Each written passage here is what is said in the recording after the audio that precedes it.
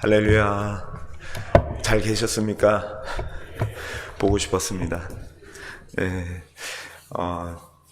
이 새벽에 또 하나님 은혜 가운데 건강하게 저희들 잘 도착할 수 있도록 우리 성도님들이 기도 많이 해주셔가지고 저희들 여러 가지 일들이 있었지만 그 가운데 하나님의 인도하신 가운데 올 수 있었습니다. 너무너무 감사합니다.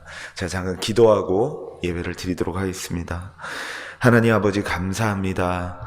이렇게 좋은 교회에 우리 세인루이스 제일장로교회에 다시 저희 가족들과 함께 오게 하시고 우리 성도님들과 함께 만나서 함께 믿음의 공동체를 이루며 하나님의 나라를 이룰 꿈을 가지고 함께 나아갈 수 있도록 인도해 주셔서 너무나도 감사합니다. 이 아침에 다시 한번 주님의 얼굴을 바라봅니다. 주님의 뒤를 따라가길 원하고 주님의 마음을 붙들기를 원합니다. 어떠한 일이 있다 하더라도 우리 주님 바라볼 때 선한 목자가 되어주셔서 우리를 인도하시고 때로는 권면하시고 때로는 붙잡아 주시고 일으켜 주셔서 주님의 뜻 가운데 우리를 인도해 가시는 줄 믿습니다. 하나님, 저희들의 시선이 날마다 주님을 향하여 있게 하시고 우리 하나님의 말씀을 따라가게 하시고 전인격적으로 우리 주 예수 그리스도의 십자가를 바라보며 서로 하나가 되어 나아갈 수 있도록 인도해 주시옵소서. 성령의 말씀을 토요일날 들었습니다. 또 주일날 니고데모의 말씀을 들었습니다. 또 지난 수요일날은 아브라함의 걸음의 여정에 대해서 저희들이 들었습니다. 하나님의 말씀을 들은 대로 저희들의 마음에 새기게 하시고 그 말씀 붙들고 살아갈 수 있도록 저희들을 인도해 주시고 또 심령이 가난한 자, 또 애통하는 자, 우리 주님의 길을 따라가는 자들에 대하여 마음에 대해서 배웠습니다. 저희들 그 말씀대로 나아가 우리 교회가 예수 그리스도의 말씀을 살아내고 빛을 비춰내는 교회가 계속하여 될 수 있도록 인도하여 주시옵소서. 우리 교회가 교회학교를 셋업하려고 합니다. 또 다음 세대와 또 우리 그린대학 어르신들을 잘 섬기기 위하여 해 나가야 될 것들을 기도하며 간구하고 있습니다. 지혜를 더하여 주시옵시고 온전히 하나님께서 우리 교회를 향하신 뜻이 펼쳐져 나아갈 수 있도록 인도하여 주시옵소서. 하나님, 한국의 대선으로 인하여서 대통령이 선출이 되었습니다. 저희들이 세우는 자도 우리 하나님이시라고 하셨사오니 하나님 기도하기를 원합니다. 하나님 잘 감당할 수 있도록 도와주시고 지혜와 명철을 더하여 주시옵시고 하나님 아버지께서 모든 위정자들에게 은혜를 더하여 주셔서 우리 대한민국이 잘 되게 하시고 하나님의 영광을 드러낼 수 있도록 인도하여 주시옵소서. 하나님, 나라가 이 일로 인하여서 분열되지 않게 하시고 나누어지지 아니하게 하시고 한마음 한뜻이 되어서 하나님 국민들의 어려움을 보살피며 서로를 세워가는 나라가 될 수 있도록 인도하여 주시옵시고 하나님, 복음이 온전히 하나님 흥왕해지는 역사만 있을 수 있도록 인도하여 주시옵소서. 미국 땅을 붙잡아 주시고 지금 하나님 이란과 이스라엘이 전쟁 가운데 있습니다.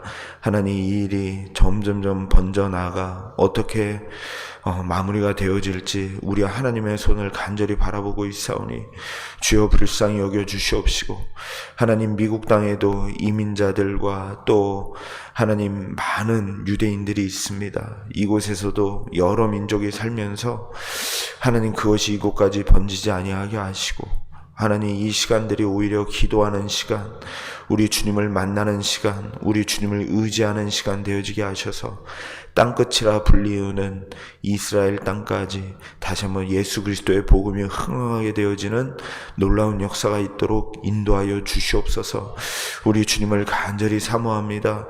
오늘도 예배 가운데 은혜 주시고 우리 하나님 바라볼 때 다시 한번 우리의 삶에 하나님을 향한 열정과 우리 하나님을 향한 부지런함이 회복되어지는 이 시간 되게 하여 주옵소서. 예수님의 이름으로 기도드리옵나이다. 아멘. 우리 어둠 밤 시대리니 찬양하겠습니다. 우리 효진 자매, 조이 자매가 나와서 반주를 해줍니다. 우리 너무너무 감사한데 많이 보시면 격려해 주시고 축복해 주시면 감사하겠습니다. 어둠 밤 시대리니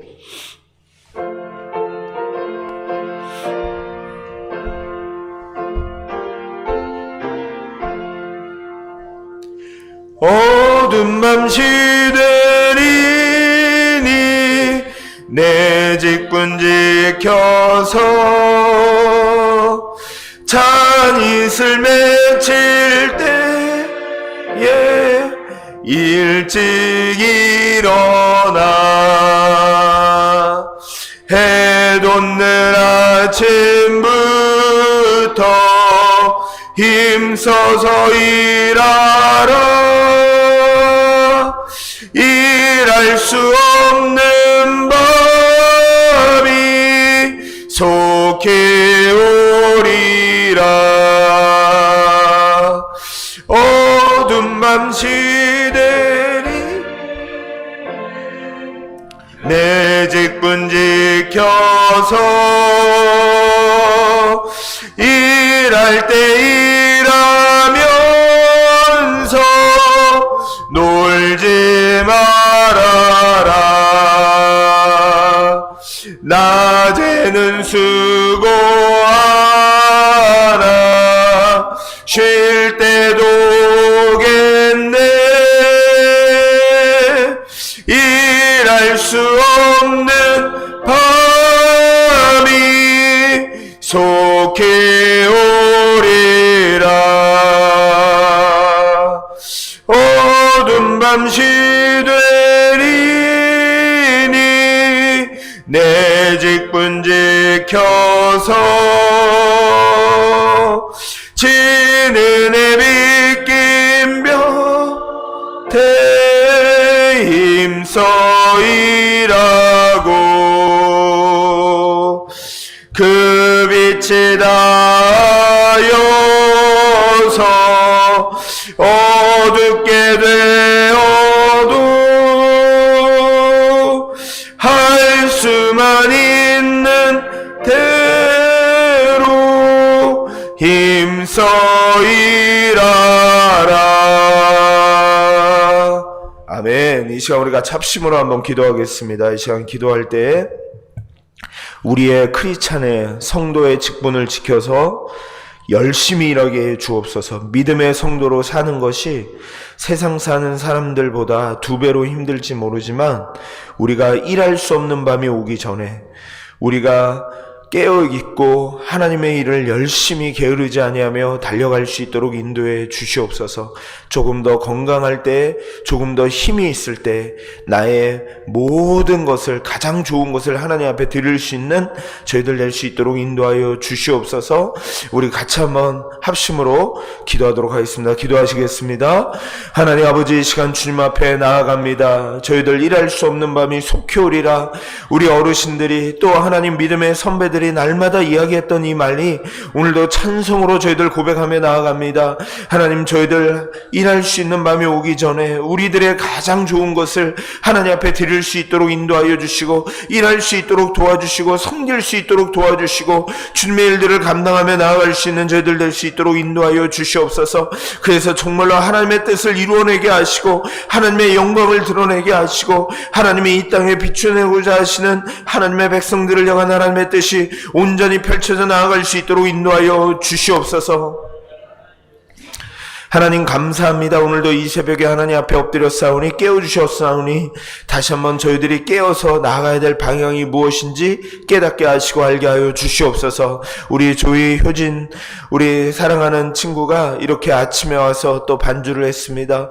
우리 주님께서 축복해 주시옵시고 믿음의 사람 되게 하시고 하나님의 영광을 드러내는 자녀가 되게 하시고 빛과 소금과 같이 하나님의 영광을 드러내며 하나님 어딜 가나 인정받으며 칭찬받으며 하나님의 영광 나타내는 자녀 되도록 축복하여 주시옵소서. 삶의 보람과 기쁨과 꿈과 비전을 어릴 때부터 발견하여 주님의 뜻 가운데 걸어 나아갈 수 있는 자녀 되어서 이 어두워진 시대 속에 요셉과 같이 꿈을 풀이해내며 하나님의 영광을 드러내는 자녀 되도록 축복하여 주시옵소서. 이 시간에도 예배 가운데 우리 주님께서 함께 해주시길 원하며 예수님의 이름으로 기도드리옵나이다. 아멘. 오늘 우리에게 주시는 말씀은 잠언 24장입니다. 잠언 24장 23절에서 34절 말씀입니다. 잠언 24장 23절에서 34절인데요. 제가 가지고 있는 구약 성경 938면입니다. 찾으신 줄 알고 한 절씩 교독하도록 하겠습니다. 제가 먼저 24장 23절을 제가 먼저 읽겠습니다. 이것도 지혜로운 자들의 말씀이라 재판할 때에 낯을 보아주는 것이 옳지 못하니라. 옳다 하는 자는 백성에게 저주를 받을 것이요 국민에게 미움을 받으려니와 오직 그를 견책하는 자는 기쁨을 얻을 것이요 또 좋은 복을 받으리라. 적당한 말로 대답한 내 일을 밖에서 다스리며 너를 위하여 밭에서 준비하고 그 후에 내 집을 세울지니라. 너는 까닭없이 내 웃을 쳐서 증인이 되지 말며 내 입술로 속이지 말지니라. 너는 그가 내게 행한같이 나도 그에게 행하여 그가 행한 대로 그 사람에게 갚겠다 하지 말지니라. 내가 게으른 자의 밭과 가시덤불이 그 전부에 퍼졌으며 그 지면이 거친 풀로 덮였고 돌담이 무너져 있기로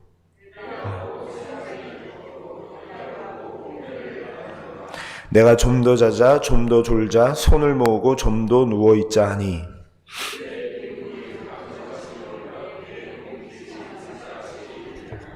아멘.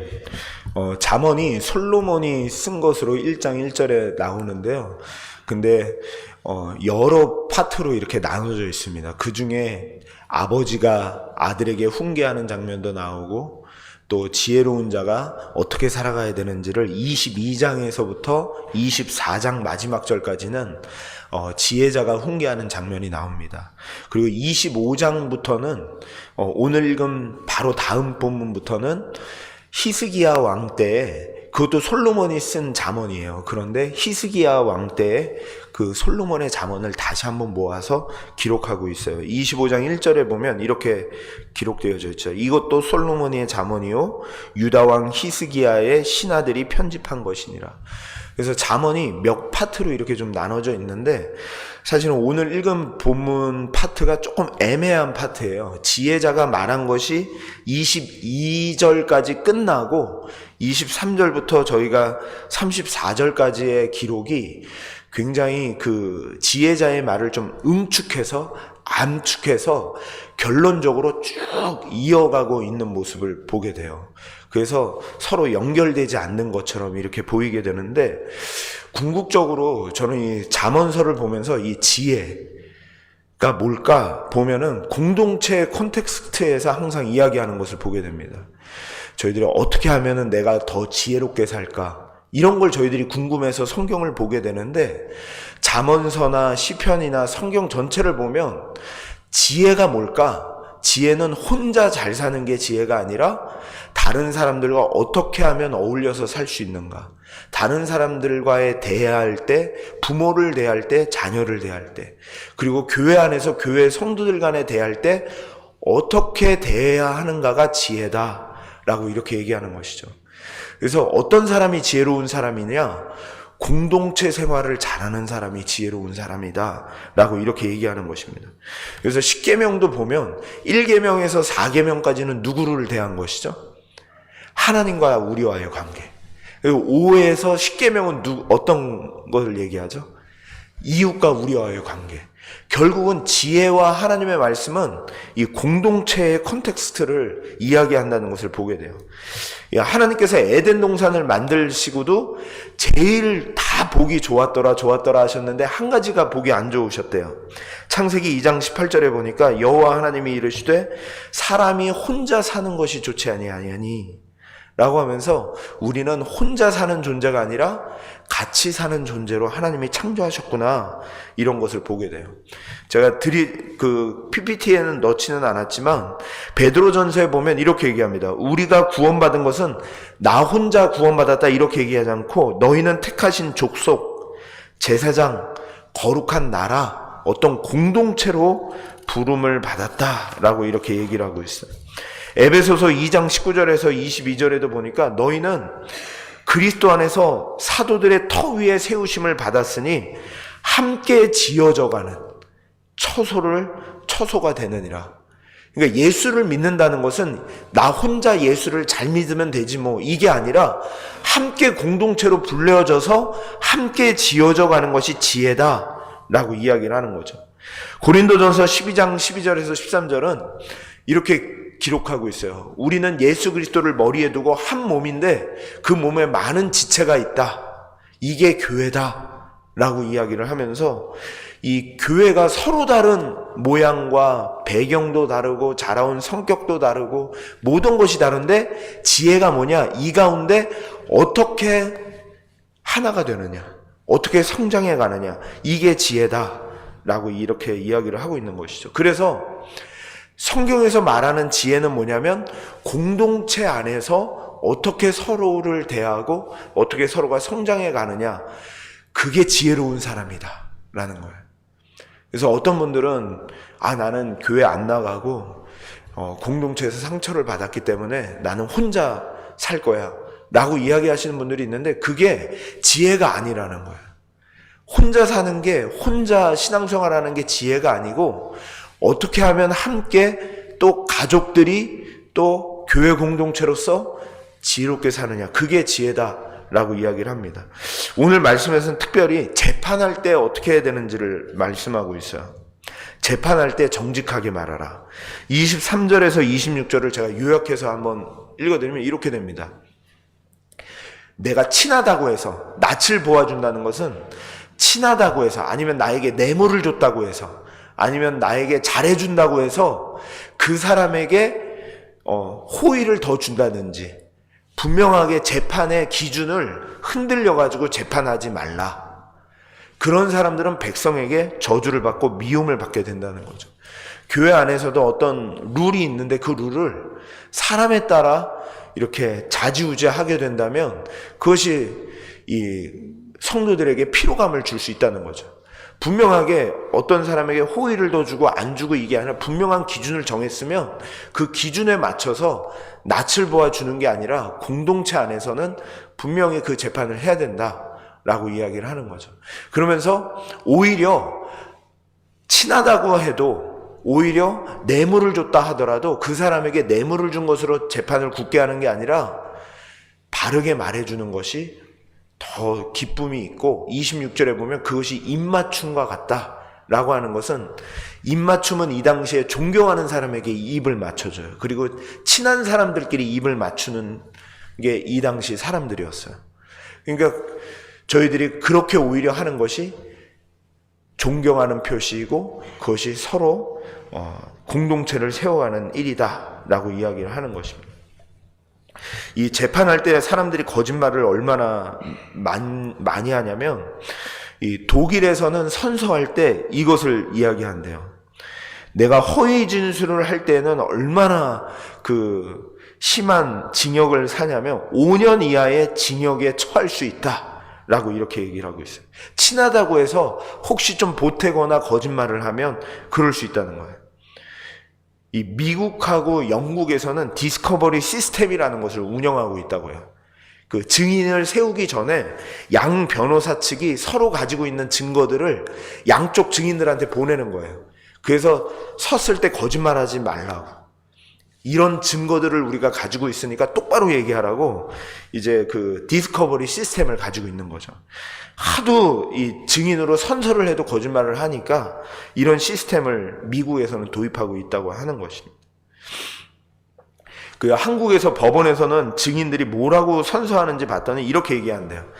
양심에 따라 숨김과 보탬이 없이 사실 그대로 말하고, 만약 거짓말이 있으면 위증의 죄를 받기로 맹세한다 라고 하면서 증언을 한다고 합니다. 이게 참, 이스라엘은 정치 방법이 다르잖아요. 우리는 상권 분립이라고 하는 정치도 하지만 이스라엘은 신정 정치잖아요. 그래서 신정 정치이기 때문에 정치적인 방법은 다르지만 함께 공동체가 살고 있기 때문에 재판하는 일들은 반드시 따르게 되는 거죠. 그러니까 이스라엘도 하나님의 구원받은 출국 백성이잖아요. 그럼에도 불구하고 앞집 살고 옆집 살고 같이 텐트 치면서 모여 사니까 이 재판하는 일들이 있는 거예요. 저희들도 교회 안에 있다 보니까 아무래도 같이 친하고 형제고 사랑하고 하지만 이 안에서도 서로 있다 보면 어떤 부분에 대해서는 분명하게 이렇게 선이 그어져서 이 규격이 공동체가 있기 때문에 있을 수밖에 없다. 근데 그때의 지혜가 뭐냐? 친하다고 해서 봐주거나 어떤 뇌물을 받고 밥을 많이 사줬다고 해서 그 사람에게 더 호의를 주거나 그러지 말고 분명하게 교회에 룰이 있다면 그 룰을 딱 지켜나가야 될 것에 대해서 이야기를 합니다. 그래서 출애굽기 18장 21절에 보면 이렇게 얘기하고 있어요. 재판장을 세울 때 어떤 사람을 세우냐면, 글씨가 조금 작죠? 작은데 밑줄 친 것만 보시면 될 것 같아요. 불이한 이익을 미워하는 자를 재판장을 세우라 라고 해요. 그러니까 이 뇌물을 받고 재판을 바꾸는 일들이 많이 생기기 때문에, 사람의 마음이 그런 것에 약하기 때문에 불이한 이렇게 취약한 사람을 세우지 마라, 재판관으로 라고 이렇게 이야기를 하고 있습니다. 이러한 거짓말, 자기가 친하다고 해서 이렇게 거짓말하는 것이 얼마나 무섭냐면, 이스라엘은 땅을 하나님이 12지파에게 주셨잖아요. 그래서 땅을 절대로 팔 수가 없어요. 저당 잡힐 수는 있습니다. 그런데 팔 수 없는데, 아합 왕이 악한 왕인데 자기 왕이니까 얼마나 가지고 있는 게 많겠어요. 근데 나봇이라고 하는 사람의 포도밭이 너무너무 갖고 싶은 거예요. 근데 그것을 갖고 싶은데 나봇이 왕이죠. 이건 왕 할아버지가 와도 줄 수 없는 겁니다. 이건 하나님이 우리나라에 룰로 주신 건데 왕이라고 해서 줄 수 없습니다 라고 했는데, 아합 왕이 소심한 사람이었나 봐요. 아내 이세벨, 악한 여왕이죠. 이세벨에게 가서 막 울기 시작하는 거예요. 막 울어요. 그래서 왜 우시냐고 그랬더니, 아니 나봇의 포도밭을 갖고 싶은데 나봇이 안 준대. 그러면서 거기서 우니까 이 아내가, 아니 그 왕이 그거 가지고 울어요? 그러면서 그것을 확 뺏어와요. 뺏어오는데 어떻게 뺏어오냐면, 그냥 왕이라고 해가지고 그냥 못 뺏어와요. 어떻게 뺏어오냐면 깡패들 2명을 증인으로 세워요.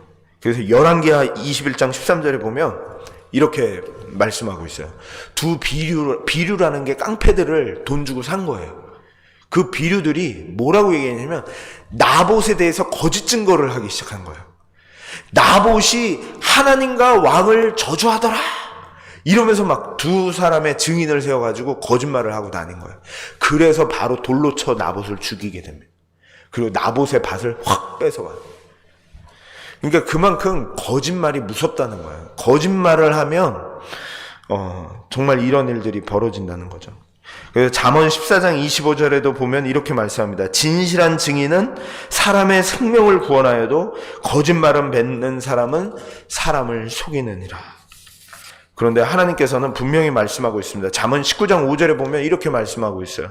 거짓 증인은 벌을 면하지 못할 것이요 거짓말을 하는 자도 피하지 못하리라. 하나님은 반드시 나랑 친하다고 해서, 나한테 밥을 많이 사줬다고 해서, 아니면 조금 더 나은 사람이라고 해서 그 사람에게 그렇게 거짓말을 하는 사람은 그 벌을 피하지 못하리라 라고 얘기합니다. 그래서 나중에 이 이세벨이 어떻게 죽는지 아세요? 이세벨이 이렇게 죽습니다. 열왕기상 21장 33절에 보면 개들이 이스라엘 성 곁에서 이세벨을 먹을지라 라고 예언을 해요. 근데 정말로 이렇게 죽어요. 그리고 나중에 새들이 막 쪼아 먹어요. 그의 시신을. 하나님은 분명히 심판하세요.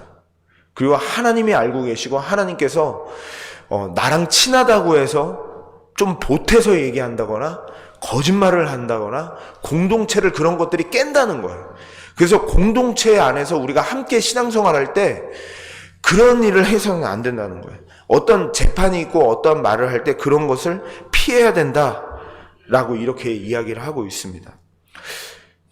정말 첫날부터 좀 심각하긴 한데 그래요. 그런 분들이 저희는 없지만 하여간 그렇대요. 그러면서 두 번째는 27절에서 29절에 보면 책임 있게 행동하고 말하라 라고 얘기를 하고 있어요. 27절 말씀을 보면 이렇게 얘기해요.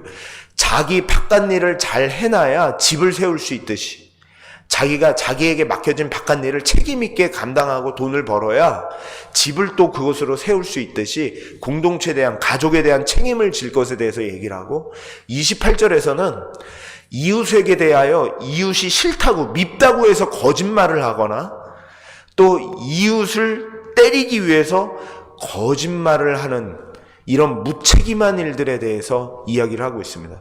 그러면서 29절에서는 뭘 얘기하냐면, 혹시 반대로 다른 사람들이 나에 대해서 거짓말을 하거나 험담을 할 때, 그때 행한 대로 내가 갚으리라라고 하지 말라.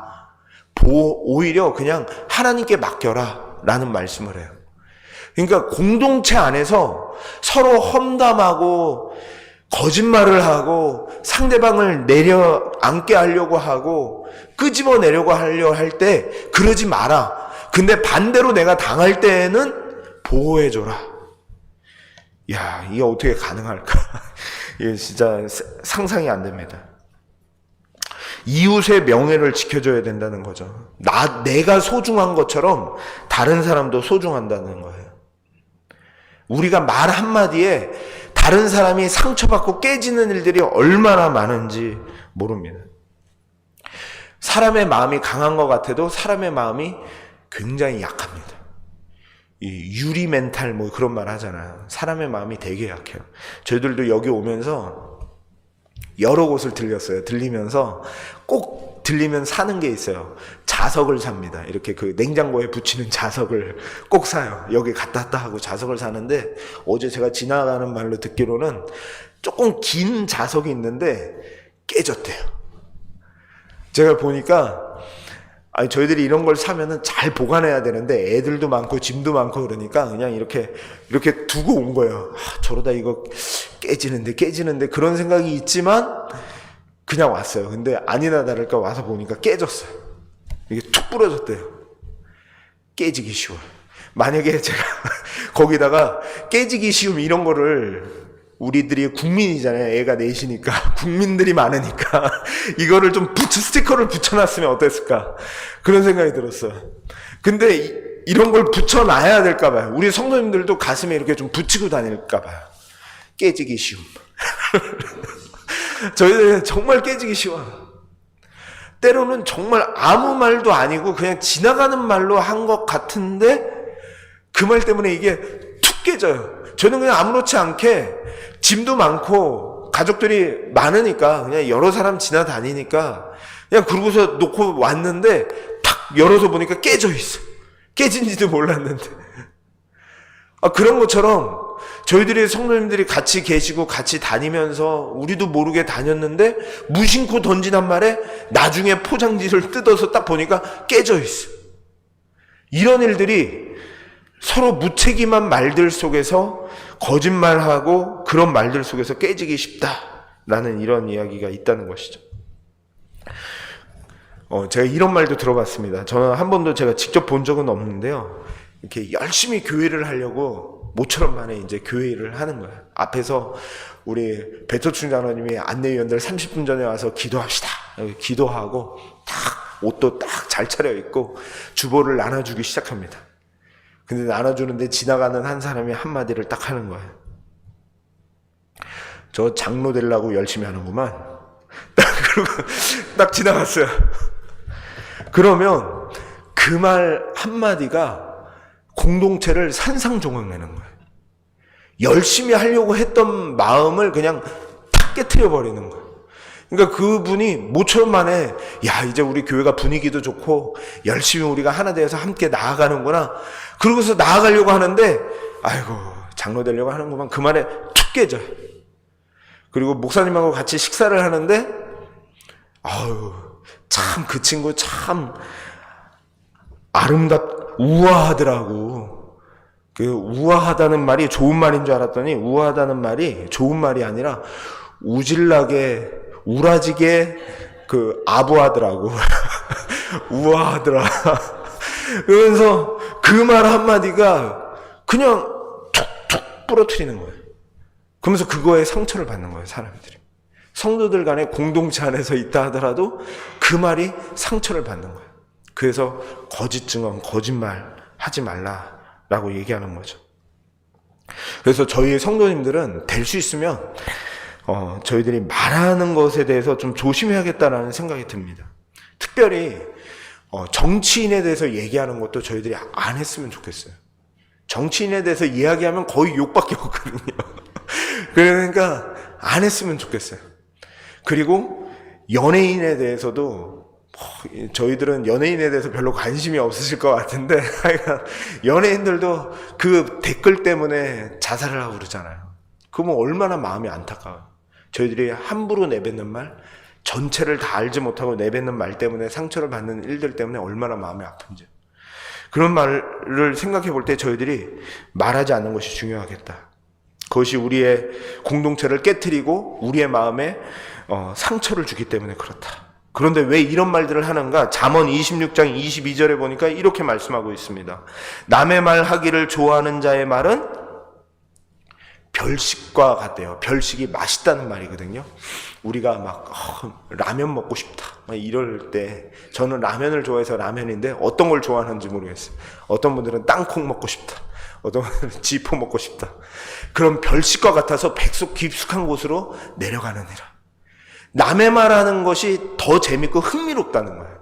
내가 고쳐지고 내가 하나님 말씀대로 살고 내가 복음을 말하고 이런 말하는 것보다 남의 말하는 게 그렇게 기쁘다는 거예요.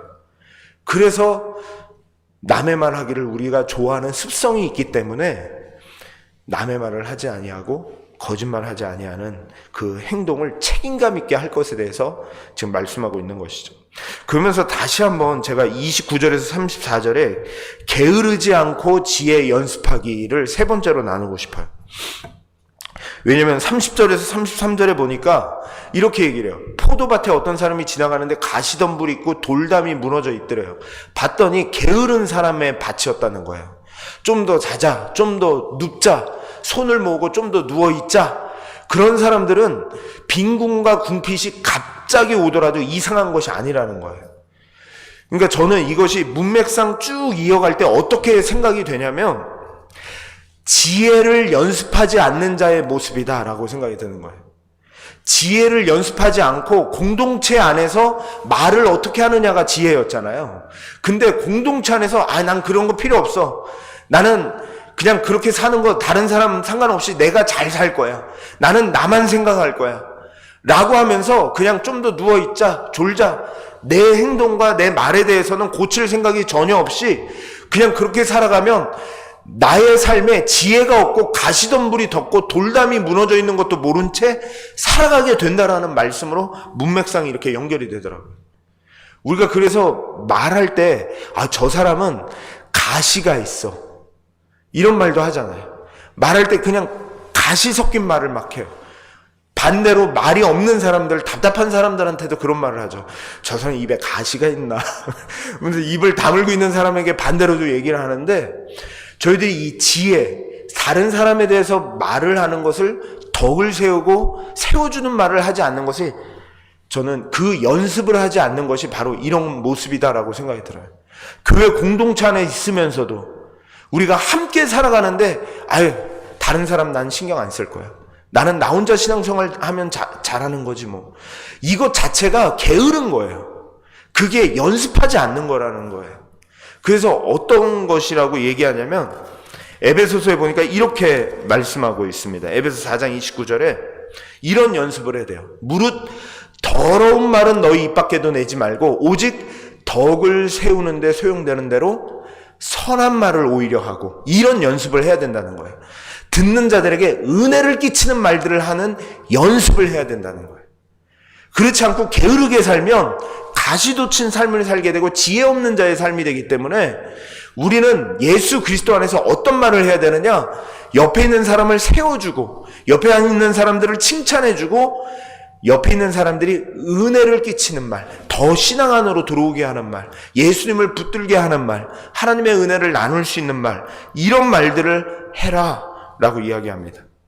이것을 위해서 제가 한 3가지 정도로 좀 적용을 해봤으면 좋겠습니다. 첫 번째로는 덕을 세우기 위한 선한 말을 하자. 선한 말. 남의 말을 하지 않고 험담을 하지 않는 것. 그리고 선한 말을 하자, 이런 뜻입니다. 그러니까 다른 사람에 대해서 이야기할 때 절대로 이제부터는 험담하지 않기, 이걸 연습하는 거예요. 이건 연습해야 돼요. 왜냐면 별식 같기 때문에 연습하지 않으면 이건 안 됩니다. 험담이 나오려고 그러면 연습해야지. 그래서 딱 연습하는 거예요. 어떻게 연습해야 되냐면 그런 거 있잖아요. 어떤 사람이 저분은 성격이 참 욱하는 게 있어. 근데 그 말이 맞나요, 틀리나요? 맞을 수도 있고 틀릴 수도 있어요. 욱하지 않는 사람은 이 세상에 없습니다. 제가 여태까지 본 사람들 중에 그런 사람은 찾아본 적이 없어요. 그리고 100% 완벽한 사람은 제가 만나본 적이 없습니다. 사람은 다 부족하고 다 연약합니다. 그렇기 때문에 그 사람이 잘 참다가 어떤 부분에서 확 드러날 때가 있잖아요. 그러면 그거는 그 사람의 한 부분이에요. 그러니까 그 사람의 전체가 아니란 말이에요. 그 사람의 인격의 전체가 아니에요. 그러면 이거는 내가 그 사람 아는데 그 사람은 거짓말쟁이야, 이 말은 진리가 아니에요. 그 사람의 전체가 아니기 때문에. 거짓말을 할 때도 있고 안 할 때도 있잖아요. 그러면 전체가 아니기 때문에 그거는 진리가 아니에요. 진짜 그 사람이 아니에요. 그렇기 때문에 그건 맞는 말이 아닌 거예요. 그래서 저희들이 험담할 때 어떻게 험담하냐면 그 사람은 내가 아는데 이런 사람이야. 그거 거짓말이에요. 전체가 아니기 때문에. 그런 말 하시면 안 돼요. 우리가 그런 걸 연습해야 돼요. 그래서 디모데전서 5장 19절에 보면 이렇게 얘기합니다. 장로에 대해서, 장로님은 우리 장로님들과 저를 가리키겠죠. 장로에 대해서 고발을 할 때에는 어떤 한 사람이 이야기했다고 해서 그 사람한테 확 쏠려가지고 그 사람이 말하는 것을 다 받아서 교회가 이리 갔다 저리 갔다 이러지 말라. 적어도 두 사람의 증인이 없으면 아예 생각도 하지 말아라 라고 얘기를 하는 것이죠. 왜냐하면 워낙에 장로님들은 앞에서 일을 하시기 때문에 말을 보이는 곳에 있다는 거예요. 보이는 곳에. 우리 성도님들은 보이지 않는 곳에 있을 수도 있잖아요. 이렇게 뒤에서 말할 수도 있고 그럴 수도 있잖아요. 그런데 장로님들은 앞에서 일을 하기 때문에 앞에서 일하시는 분들은 그냥 보여져요. 저의 일거수일투족을 다 우리 성도님들은 볼 수가 있어요. 일주일 동안 이렇게 사셨구나, 이렇게 하셨구나, 이게 다 보여요. 왜냐하면 앞에 서 있기 때문에. 그리고 앞에서 모든 일을 진행하기 때문에, 이 강단에서 또 선포를 하기 때문에 다 보여진다는 거죠. 그래서 수많은 비난과 수많은 그 오해와 또 수많은 것들을 들을 수가 있는 자리예요. 그거를 인정은 해야 됩니다. 우리 장로님들과 저는. 그리고 앞에서 우리 부서장님들. 이런 분들은 그 말을 들을 수밖에 없습니다. 그런데 주의해야 될 점이 뭐냐면 그때 어떤 사람이 누가 그분에 대해서 이런 얘기를 했다고 해서 확 쏠리지 말고 우리 성도님들에게 부탁을 드리자면 그냥 생각도 하지 마세요. 두 사람의 증인이 없으면 생각도 하지 말자. 그리고 홀투가 아니다, 이렇게 생각을 해 주셨으면 좋겠습니다. 그러면서 잠언 17장 9절에 이렇게 얘기합니다. 오히려 허물을 덮어주는 자는 사랑을 구하는 자예요. 내가 그분을 사랑해서 말하는 거야, 우리 교회를 위해서 말하는 거야, 말할지 모르지만 허물을 덮어주기 위해서 말해야 하는 사람이 있어요. 덮어주자, 이렇게 말해주는 사람이 있어요. 근데 허물을 덮어주자라고 얘기하면서 말을 하는데 계속 말해. 그러면서 친한 벗을 이간하는 자니라, 이거를 분간할 줄 알아야 된다라고 얘기를 하는 것이. 저희들이 좋은 말은 다 좋은 말이죠. 그런데 좋은 말을 해도 이 분간은 할 줄 아셔야 돼요. 그래서 이 분간을 하면서 들어주자. 그리고 이 분간을 하면서 우리가 덮어주는 자리, 이것은 훈련, 연습, 이거밖에 없어요. 왜냐면 저나 우리 사랑하는 성도님들은 이렇게 갈 수 있는 확률이 농후합니다.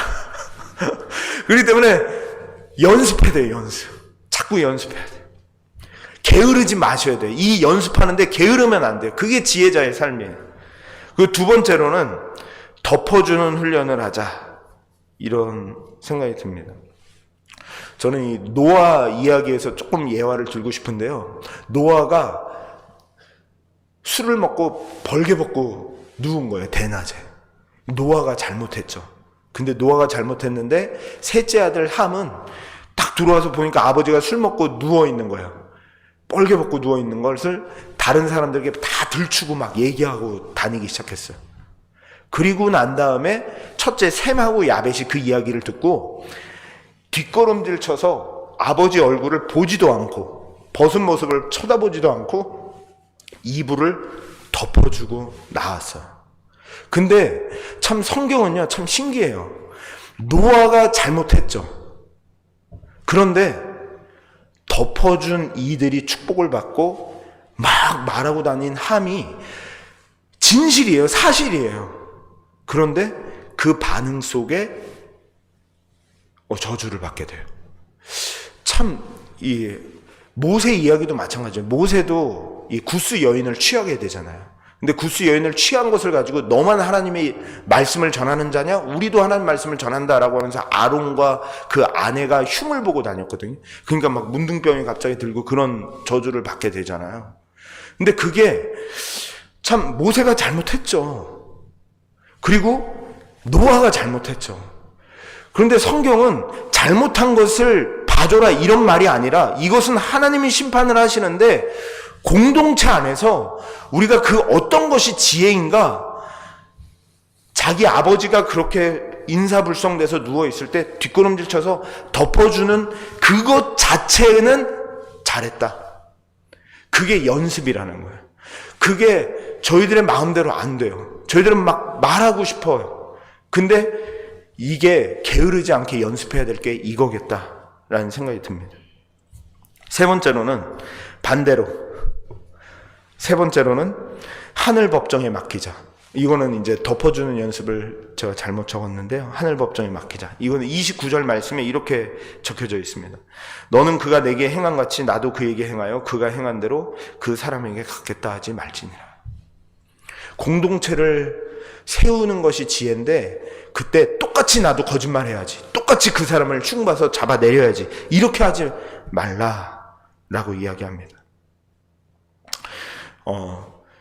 조금 지루할 수 있어서 아재 개그를 하나 하자면 억울한 참기름이 고소할 수 있습니다.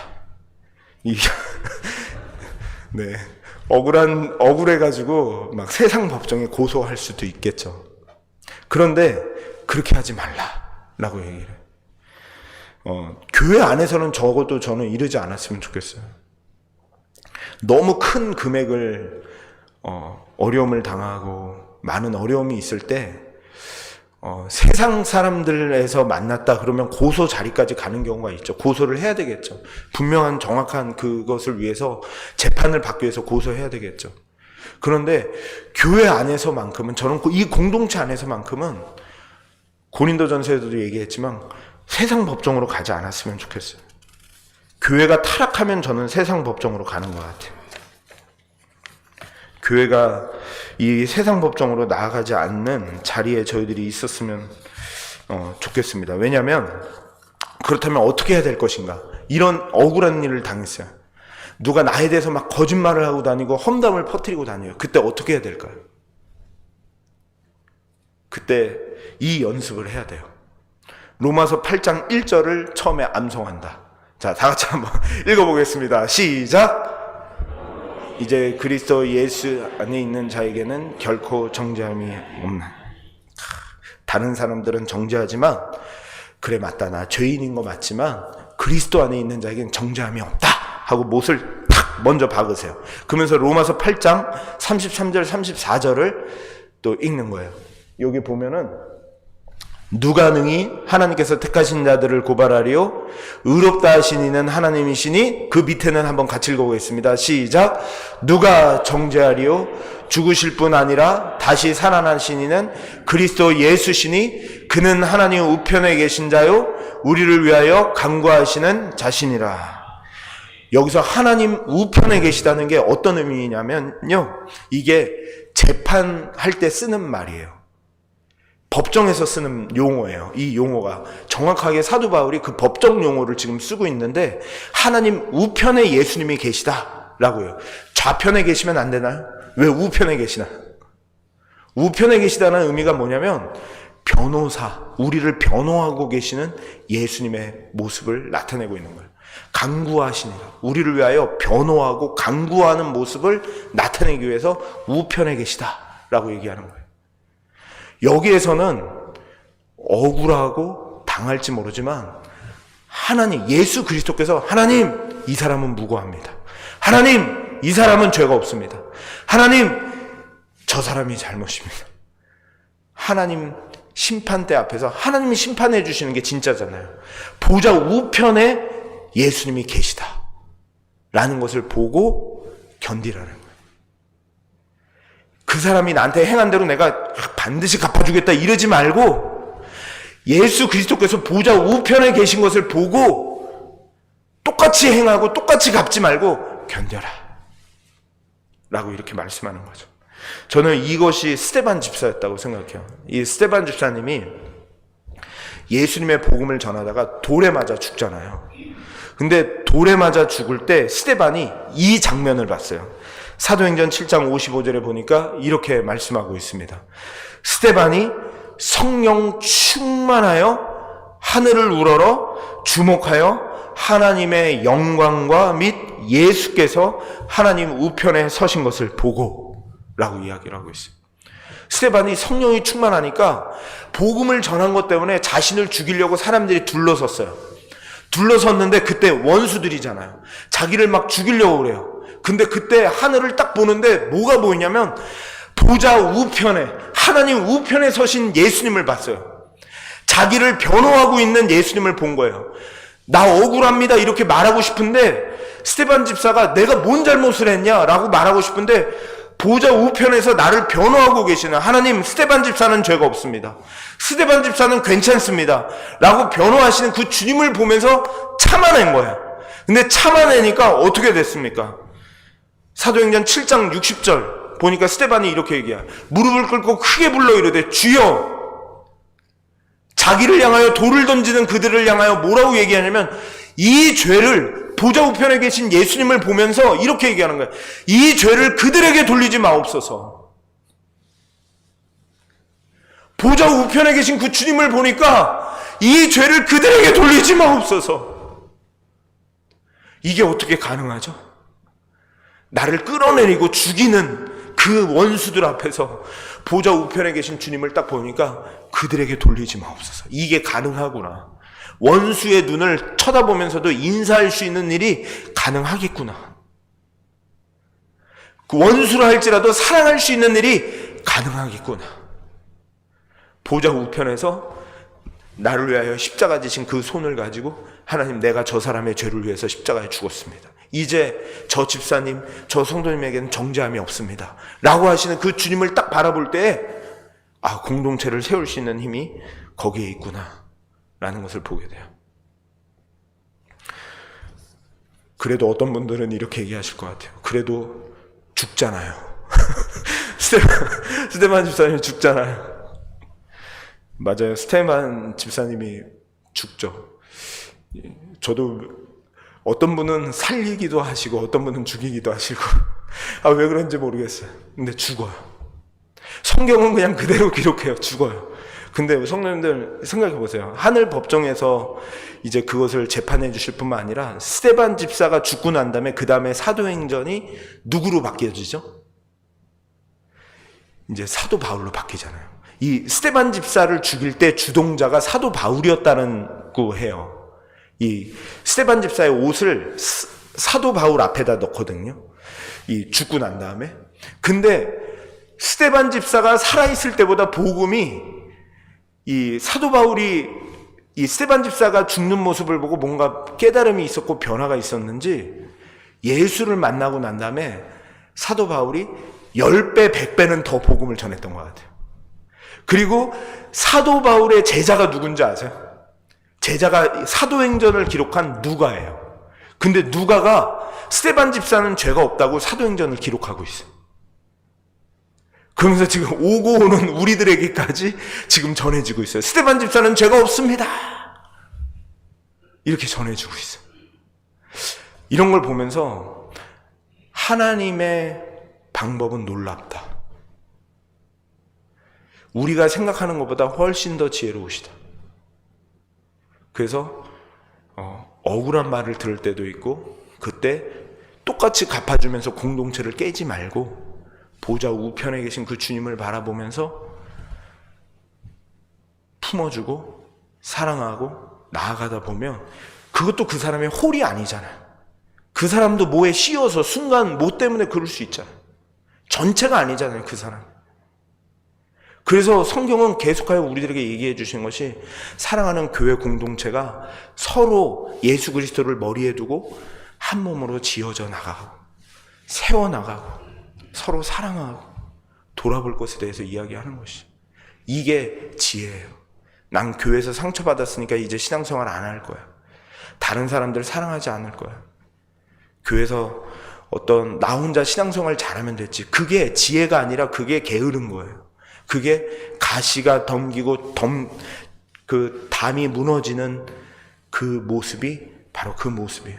그러지 말고 계속하여 저희들이 말의 훈련, 그리고 나를 억울하게 거짓말하고 끌어내리는 사람들을 사랑하는 훈련, 이 연습들을 계속해서 정말 하나님이 원하시는 지혜자의 모습으로 살아가는 저희 교회가 되어서, 지난주 우리 박영희 목사님이 이제 목사님을 중심으로 하나가 돼서 서로 사랑해서 열심히 나가자고 막 이렇게 말씀해 주셨잖아요. 왜 허물이 없겠어요? 저도 허물이 너무 많죠.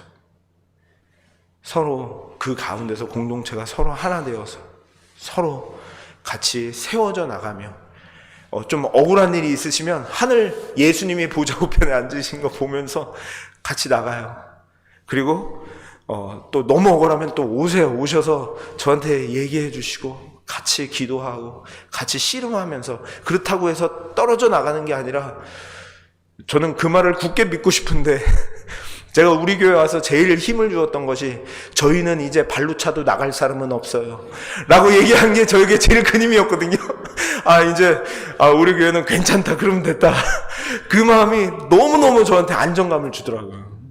왜냐면 제가 부족해서 혹시 나가는 사람이 있으면 안 되는데 이런 생각이 드니까 그게 정말 힘이 되더라고요. 정말 나가면 안 돼요. 여기서 이제 정말 같이 기도하고 같이 끌어안고 같이 하면서 정말로 이 시대에 하나님이 원하시는 교회, 하나님의 영광을 비춰내는 교회로 계속하여 달려가는 저희들이 되었으면 좋겠습니다. 우리 같이 나의 입술의 모든 말과 나의 마음의 묵상이 같이 찬양했으면 좋겠는데요.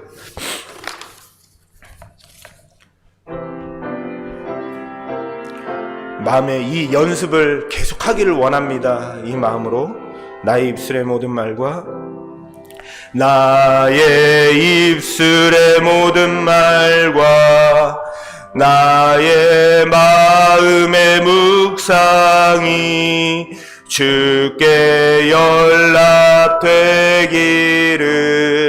원하네. 생명이 되신 주, 생명이 되신 주, 반석이 주, 나의 입술의 모든 말과 나의 마음의 묵상이 주께 연락되기를 원하네. 아멘. 이런 공동체가 되기를 위해서 기도했으면 좋겠습니다. 첫 번째 기도 제목 한번 띄워주시면은요. 자, 우리 같이 한번 읽어보겠습니다. 시작.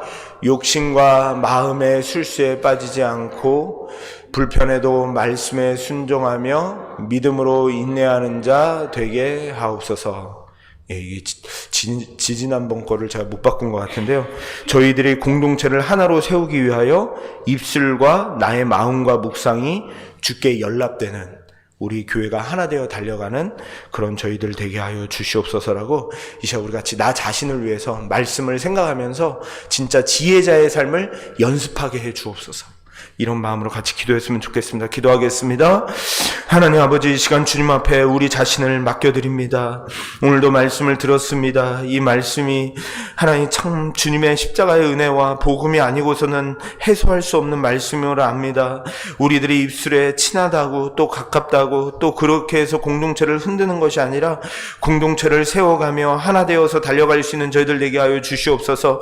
다른 사람에 대하여 험담하지 않게 하시고, 전체가 아니라면 하나님 부분을 가지고 그 사람에 대해서 확실하게 아는 것처럼 말하지 않게 하시고, 우리가 하나님 그분을 또 하나님 그 부분 때문에 나를 그렇게 함을 바라보면서 보좌 우편에 계신 주님을 바라보며 믿음 가운데 설 수 있는 은혜가 있도록 인도하여 주시옵소서. 품을 수 있고 믿음으로 하나 될 수 있고 서로를 덮을 수 있고 서로를 세워줄 수 있는 그런 교회가 될 수 있도록 인도해 주시고, 하나님의 영광을 드러낼 수 있는 교회가 될 수 있도록 인도해 주셔서 우리 세인루이스 제일장로교회가 이 지역에 예수 그리스도의 복음을 온전히 증거하며 예수 그리스도의 교회로, 몸된 교회로 그리스도가 머리 되어서 함께 세워져 나가고 지어나가는 교회가 될 수 있도록 우리 주님께서 인도하여 주시옵소서. 주님 앞에 모든 것을 맡겨드립니다. 예수님의 이름으로 드렸습니다. 아멘. 이제 우리 두 번째로는 교회를 위해서 기도해 주셨으면 좋겠습니다. 교회 계속하여 15333 그다음 믿음의 터전 다음 100년 주일 예배를 위해서 우리 같이 기도해 주셨으면 좋겠습니다. 우리 간절히 기도하겠습니다. 우리 주여 한번 부르고 기도합니다. 주여! 하나님 아버지, 이 시간에 우리 교회를 위해 기도합니다. 하나님 믿음의 터전 다음 100년 하나님 아버지 은혜를 놓아여 주시옵소서. 우리 교회 하나님 아버지 다음 100년을 준비하는 교회가 되게 하여 주시옵소서. 그린대학을 붙잡아 주시옵소서. 우리 어르신들을 잘 섬길 수 있는 교회가 되게 하여 주시옵소서.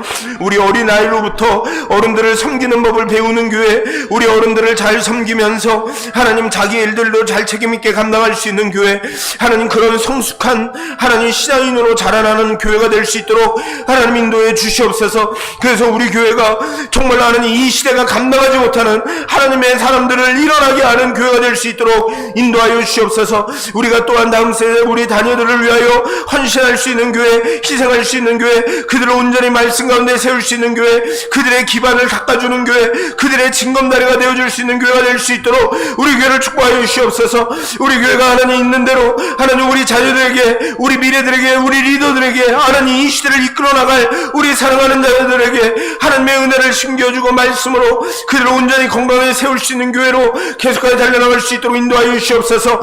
아버지 하나님, 정말로 우리 교회 주일 예배를 붙잡아 주시옵소서. 내일도 하나님 강단을 붙잡아 주시고 말씀 전하는 저에게 성령으로 충만하게 하여 주시옵시고, 예배 자리에 나왔던 믿음의 성님들이 한 명도 왔다 그냥 돌아가지 않게 하시고, 이 자리에 앉기만 해도 눈물이 터지게 하시고, 이 자리에 앉기만 해도 하나님의 은혜로 충만하게 돌아가게 하시옵시고, 이 자리가 하나님 벌떼와 같이 구름대와 같이 몰려나올 수 있도록 인도하여 주시옵소서. 이 자리가 가득가득 채워지게 하여 주시옵소서. 이 자리에 하나님 정말로 이 지역에 하나님의 복음으로 예배하는 자들이 이곳에 있다더라라는 소문이 퍼지게 하시고, 예수 그리스도의 복음을 사모하며 하나님의 은혜를 사모하며 힘들고 어려운 가운데 진리를 찾아 나서는 자들이 이 자리에 나와서 예수를 만나게 되는 놀라운 역사가 있게 하여 주시옵소서. 우리 세인루이스 제일장로교회 하나님 정말 앉을 자리가 없이 꽉꽉 들어차게 하시고, 보좌 의자를 놓게 하시고, 뒷자리도 문을 열고 보게 하시고, 하나님 아버지는 빈 공간에 하나님 아버지 그곳에도 의자 놓고 TV로 예배 보는 놀라운 역사가 일어나게 하여 주시옵소서.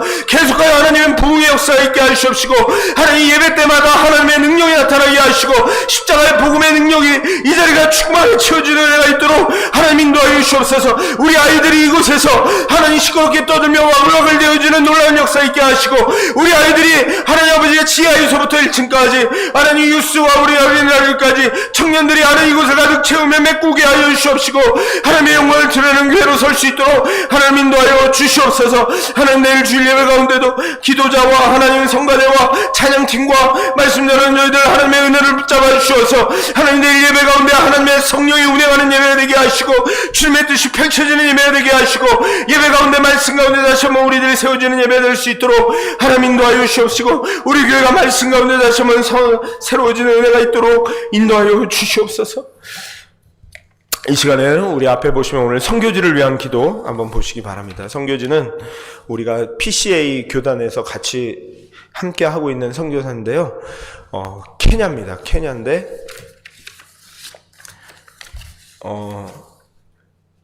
네.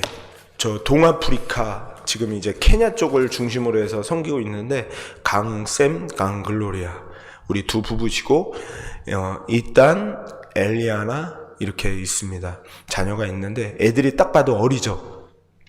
그런데 아프리카로 이주를 했어요. 우와, 이런 젊은이들이 있다는 게 놀랍습니다. 정말 너무너무 당연한 건데 참 너무 귀한 것 같아요. 이렇게 강의도 하고 거기서 이제 그 교회 개척 사역을 주로 해요. 그래서 그 교회 선교에 관심 있는 이제 그 현지 목회자들을 모아서 그들을 도와주고 세미나도 열고 그들을 섬기는 일들을 이렇게 하고 있다는 것을 보게 됩니다. 기도 제목을 그 다음에 이렇게 보내주셨는데요. 동아프리카 지역의 교회 개척 선교팀들과 함께 비전을 나눌 때 지혜와 분별력을 위해서 기도합니다. 그리고 두 번째로는 큰 전환, 가족들이 지난 3월에 아프리카로 가게 됐대요. 그때 아이들이 불안한 마음이 있나 봐요. 아무래도 아프리카니까 더 치안도 불안할 텐데 그들이 좀 안정감과 평안을 얻을 수 있도록 그렇게 기도해달라고 기도 요청해왔고, 케냐와 그 지역에서 사역을 나눌 수 있는 새로운 만남의 기회가 이제 케냐를 더 집중적으로 하기 위해서 이번에 3월에 갔으니까요, 만날 수 있도록 기회가 열려서 열매가까지 맺혀질 수 있도록 하나님께서 인도해 주옵소서라고 이렇게 기도 제목을 주셨습니다. 이를 위해서 우리 같이 이 강 패밀리를 위해서 우리 기도의 손을 착 올려주시죠. 우리 이분들을 위해서 하나님 이 가정을 축복해달라고. 그리고 어린아이들하고 같이 갔잖아요.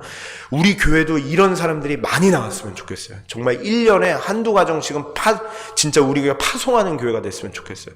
땅끝을 향하여 복음을 들고 나아가는 자들이 일어나는 교회가 됐으면 좋겠는데 그런 자들이에요.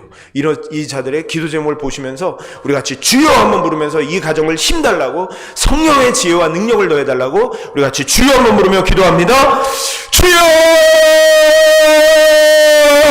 하나님 아버지, 우리 하나님 동아프리카 지역을 향하여 나아가 우리 강 패밀리를 위하여 기도합니다. 우리 사랑하는 귀한 선교사님 가정을 축복하여 주시옵소서. 안정감과 평안을 더하여 주시옵소서. 새롭게 이사해서 하나님 앞에 기도하고 있습니다. 우리 아이들이 잘 적응하고 하나님 아버지 평강 가운데 불안한 가운데 살지 아니하며 주님이 주시는 힘과 능력 가운데 살아가기를 원합니다. 아버지 하나님 지혜를 더하여 주시옵소서. 은혜를 더하여 주시옵소서. 좋은 학교 만나게 하시고 좋은 친구들 만나게 하시옵시고 살아갈 수 있는 모든 기반과 은혜를 도와여 주시기를 원합니다. 특별히 하나님 아버지 그곳의 사역 가운데 하나님 아버지 교회 개척자들 선교팀들과 만나서 하나님 대화를 나눌 때마다 지혜와 명철과 분별력을 허락해 주셔서 온전히 도울 자를 돕게 하시고 섬길 자를 섬기게 하시고 그 땅에 하나님 교회들이 많이 세워지게 하시고 어둠의 그림자들 캐톨릭과 하나님 이방 종교와 우상 토착 종교들이 떠나가게 하시고 예수 그리스도의 십자가의 복음이 그 땅 가운데 펼쳐지도록 하나님 역사하여 주시옵소서. 우리 아버지 하나님께서 은혜를 더하여 주시옵소서. 아버지 하나님 이제 케냐 땅을 집중적으로 하기 위해 갔습니다. 그의 만남의 축복을 더하여 주시옵시고 열매 맺는 복이 있도록 주여 역사해 주시기를 원합니다. 아버지 하나님 우리 교회가 아버지 하나님 땅끝을 향하여 나아가는 우리 교회가 복음 들고 나아가는 일에 주저없이 나아갈 수 있는 교회가 되게 하시고 우리가 하나님 그 땅을 향하여 날아갈 수 있는 교회 될 수 있도록 우리 교회를 축복하여 주시옵소서. 1년에 한두 가정씩 정말로 복음을 향하여 달려가고 헌신하는 자들이 나오는 교회 되게 하여 주시옵소서. 하나님 아버지의 선교지를 향하여 나아가는 교회, 선교지에서 하나님을 위하여 드려질 수 있는 교회, 하나님 우리 교회가 될 수 있도록 인도하여 주시옵소서. 세인루이스에서 땅끝을 향하여 하나님의 복음을 들고 나아가는 교회 될 수 있도록 우리 교회를 축복하여 주시옵소서. 주여 하나님 아버지 때문에 하나님 그 가정을 축복하여 주시옵소서. 하나님 아버지 감사합니다. 오늘도 이 새벽에 말씀을 통하여 은혜 받은 대로 저희들 공동체를 세워가고 그 가운데 어떤 말을 하고 어떻게 또 대처를 해야 하는 것이 지혜로운 것인지 나누었습니다. 하나님 우리의 본성과 우리가 가지고 있는 실력으로는 하나님 너무나도 부족합니다. 정말로 보좌 우편에 계신 주님을 바라보며 나를 위하여 십자가 지신 주님을 바라보며 정말로 예수 그리스도가 머리 되어 살아가는 공동체, 그 공동체가 우리 세인루이스 제일장로교회 되게 하시고 그래서 이 지역에 진짜 예수 믿는 자들이 모여있는 곳이더라, 그런 소문나는 그런 하나님 공동체 되도록 축복하여 주시옵소서.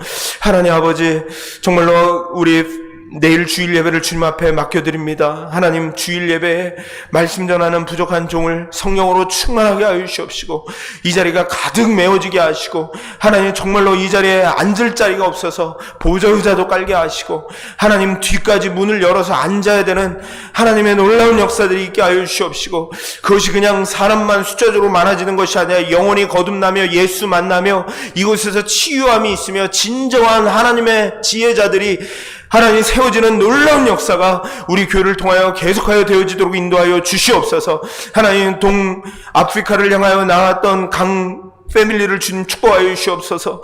하나님, 정말로 좀 더 젊을 때, 건강할 때 자신이 가지고 있는 가장의 끝을 하나님께 드리고 싶어서 그것이 그의 기쁨이기 때문에 그 자리까지 나아갔습니다.